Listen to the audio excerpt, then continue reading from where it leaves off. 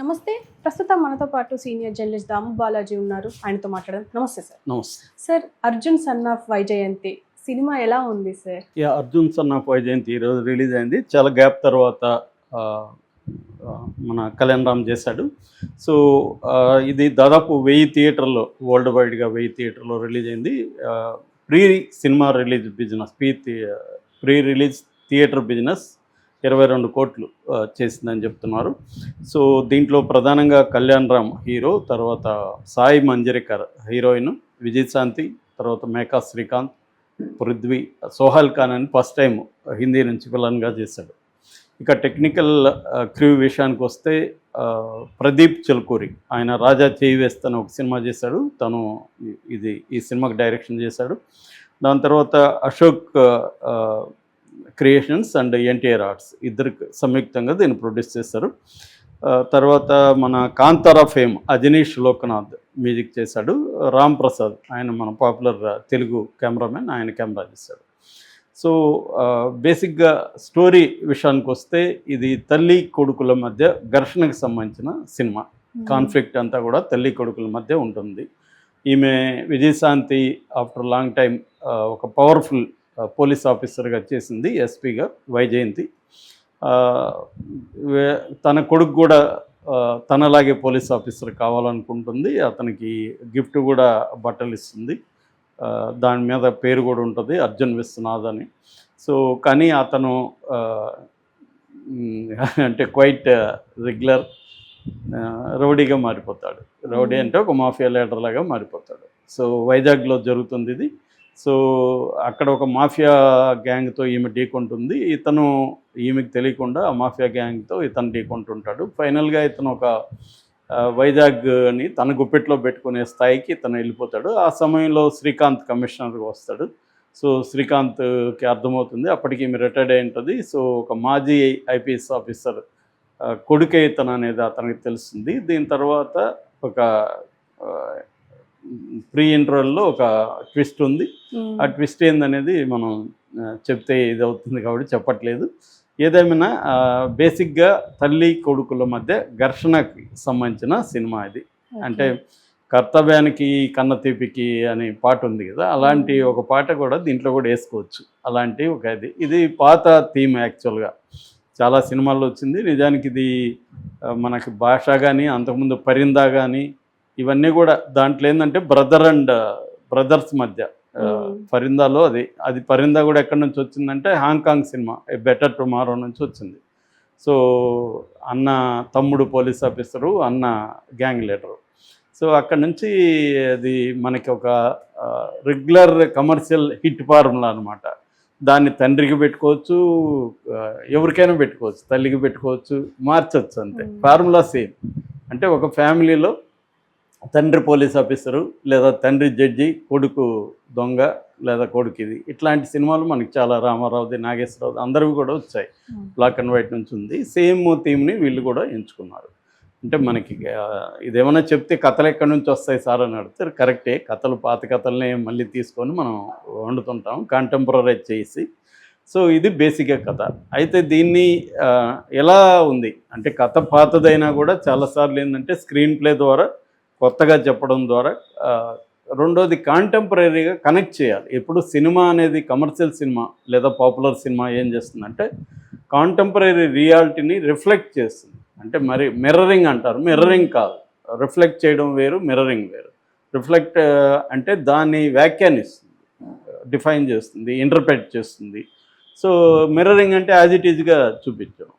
So అందువల్ల సినిమాకు ఉండే గొప్ప విషయాల్లో ఒకటి ఏంటంటే, మిగతా అన్ని ఫార్మ్స్ ఆఫ్ ఆర్ట్ కంటే కూడా సినిమా మన సమకాలీన సిచ్యువేషన్ని ఇమీడియట్గా పట్టుకోగలుగుతుంది, ఆ రియాలిటీని. సో అందుకని పాత కథ అయినా కూడా దీన్ని ఇవాళ కాంటెక్స్ట్లో ఎలా తీశారనేది వెరీ ఇంపార్టెంట్. సో ఆ యాంగిల్లో డైరెక్టర్ కొంత సక్సెస్ అయ్యాడు, కొంత ఫెయిల్ అయినట్టుగా మనకు కనబడుతుంది. ముఖ్యంగా ఫస్ట్ హాఫ్లో వీళ్ళిద్దరి మధ్య, తల్లి కొడుకుల మధ్య ఉన్న సీన్స్ కానీ, యాక్షన్ సీక్వెన్సెస్ చాలా బాగా చేశారు. ఇవన్నీ కూడా బాగుంది. స్క్రీన్ ప్లే ఫస్ట్ హాఫ్లో ఇంట్రెస్టింగ్ అనేది తీసుకెళ్లారు. ఇంటర్వెల్ తర్వాత పోస్ట్ ఇంటర్వెల్ యాక్షన్ సీక్వెన్స్ కూడా వండర్ఫుల్గా చేశారు. ఇంట్రడక్షన్ సాంగ్ కూడా పర్వాలేదు విజువల్గా, అంటే వినడానికి ఏం లేదు కానీ విజువల్గా బాగానే ఉంది.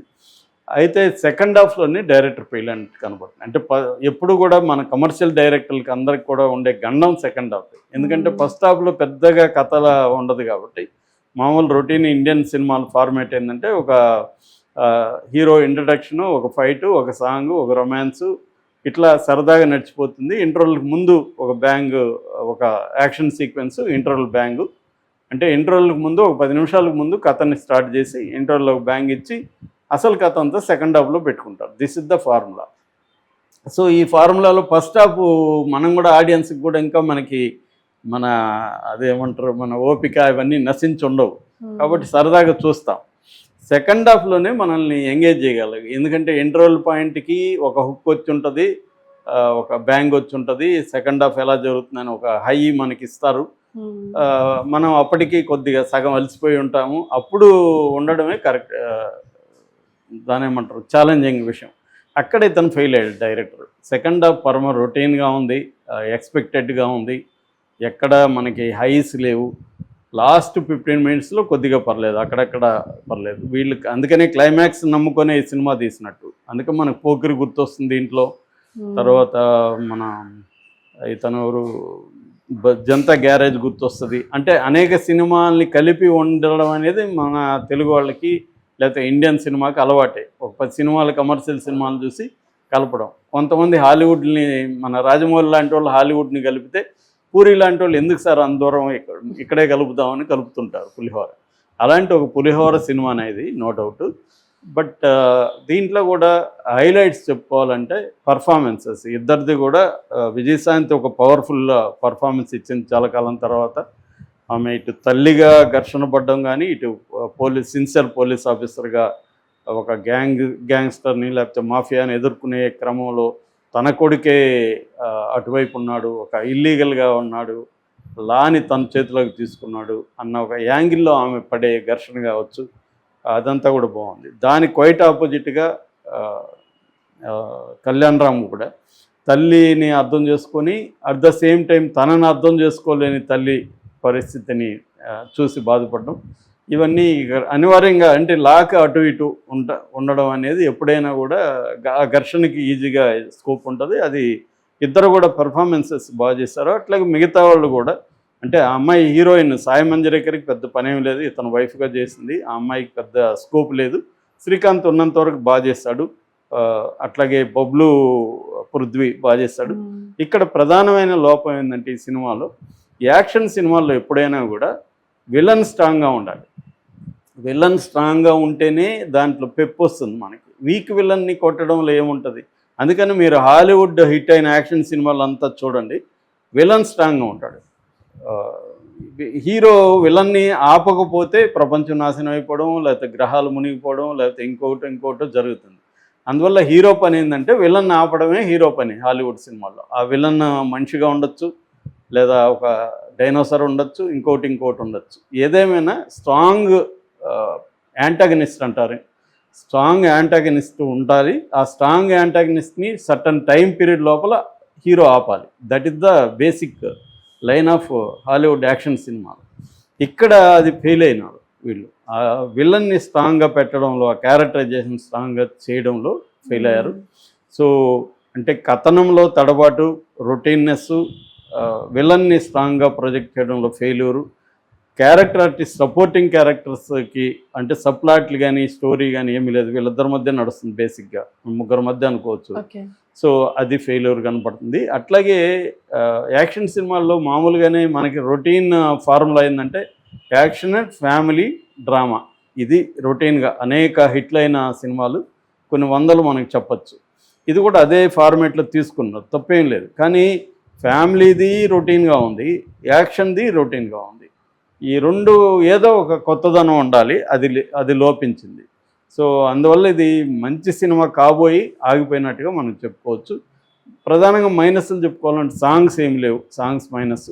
బ్యాక్గ్రౌండ్ స్కోరు ఈ లోకనాథ్ కొన్ని చోట్ల బాగా, కాంతారాలో ఆయన ఫేమ్ ఉంది కాబట్టి పెట్టుకున్నట్టున్నారు. కానీ ఆయన ఇప్పటివరకు సాంగ్స్లో ప్రూవ్ చేసుకోలేదు గట్టిగా. బ్యాక్గ్రౌండ్లో చాలా చోట్ల బ్యాక్గ్రౌండ్ లేకపోతే ఫ్లాట్గా ఉండేది సీన్లు, బ్యాక్గ్రౌండ్ ఇచ్చాడు కానీ అదే కొన్ని చోట్ల మైనస్ కూడా అయింది. హెవీ ప్రతిసారి హెవీగా కొడుతుంటే